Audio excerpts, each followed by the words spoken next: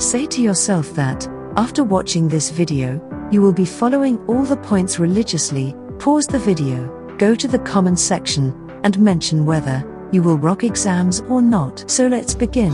Point number 1, calculation of time. Calculate the hours you are left with before the exam, which you will be religiously dedicating to your studies. Remember that you are excluding your sleeping hours. Point number 2, divide the time. Assign some specific hours to all the chapters in the syllabus. Don't forget to assign more hours to the chapters you find most difficult. Point number 3, search for hotspots. Hotspots are those topics present in a chapter from where maximum questions are asked each and every year. For this, you need to analyze the previous year papers, read all the questions and the answers carefully, then revise only those topics or concepts from your book multiple number of times. Point number 4, set a timer. The number of timers you need to set will depend on the number of chapters in your syllabus. Try to complete the chapters within the duration set in the timer. Point number 5, take breaks.